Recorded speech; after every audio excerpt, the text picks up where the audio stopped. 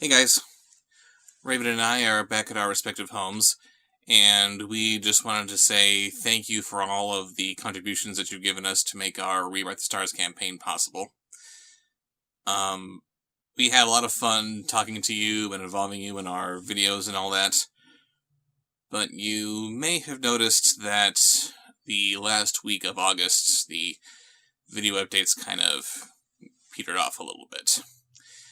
Unfortunately, the last week that we were together was marked by tragedy. I'll let Raven explain. Thank you, baby.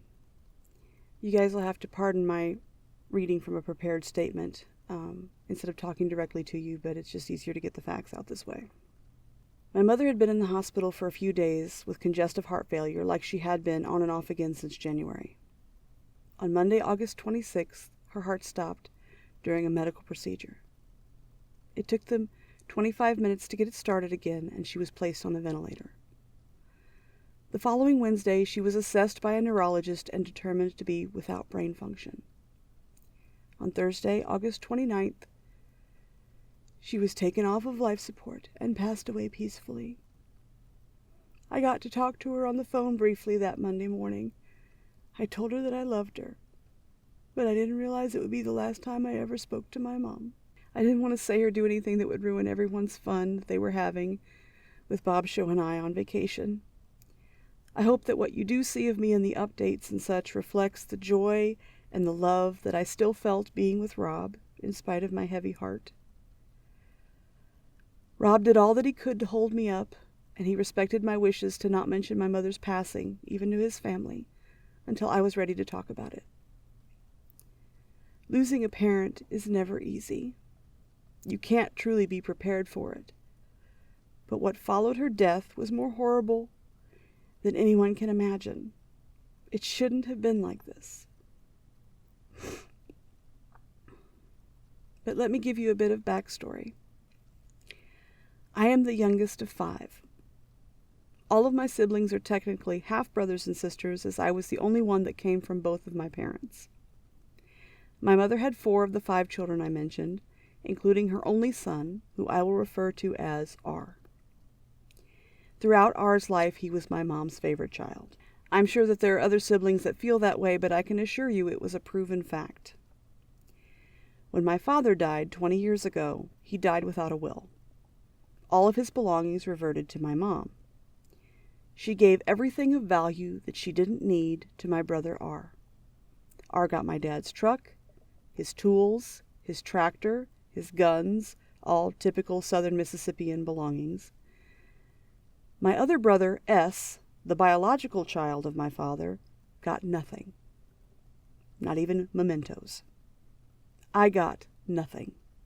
Not even mementos. Everything went to R. Fast forward to this past March. My mother was in and out of the hospital because of her failing health, and she was racking up some significant medical bills. She didn't want the state to take her property to pay for those medical bills, so she signed her land, valued at roughly $60,000, over to my brother R. My mom passed with no will, no written instructions, no savings, and only a small amount of life insurance for which my oldest sister and I were the beneficiaries.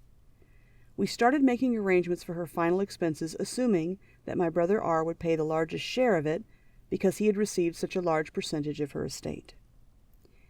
The horrible part came when my eldest sister and I were informed that we were responsible for paying for the entirety of the funeral expenses because my mother had told R that she wanted him to keep that property and put a house on it so that he and his family would always have a place to live.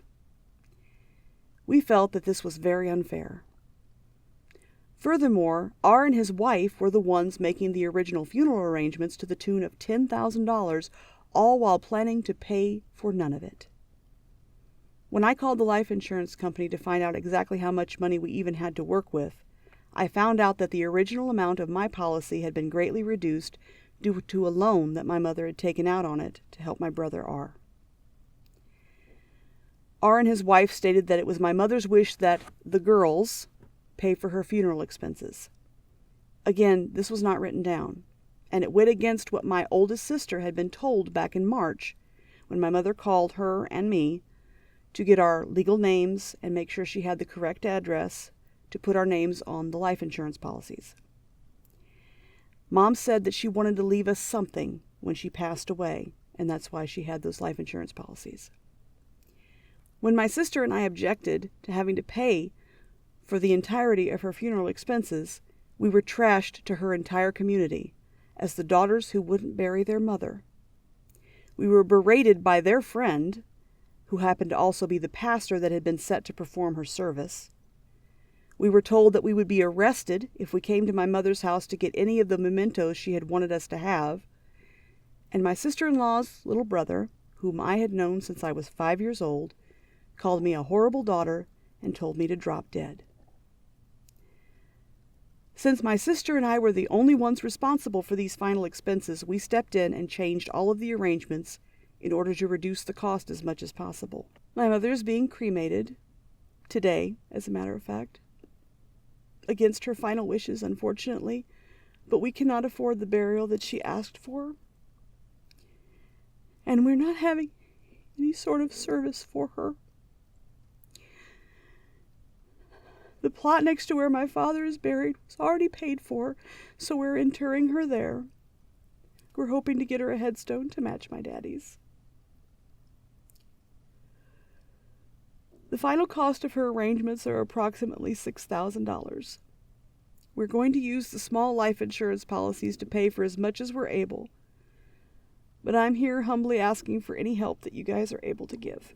You were so very generous with Bobsheaux and I in helping us rewrite our stars. So I completely understand if you're not able to help out financially with this. If you can't contribute, please share in the hopes that some will be able to help me get my mother laid to rest without me having to go into debt. If you take nothing else away from this story, please take these two concepts with you. You never know when you're going to speak to your loved one for the last time. Love them while you have them, because tomorrow is not guaranteed. While death is inevitable for all of us, not even a lengthy bout of poor health can really prepare a family to have to face this horrible pain.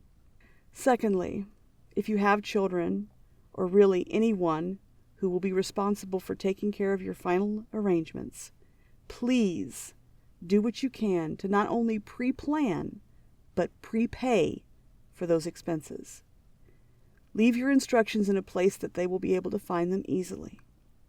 Make sure that all your loved ones have to do is grieve and to take care of each other. I would not wish this hell on anyone.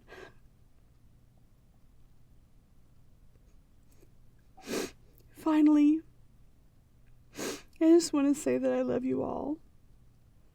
Be well, and thanks for listening. I'll be providing a link in the info below to the GoFundMe campaign that I'm starting for her, and any contributions you'd like to give to Raven in her time of need would be greatly appreciated.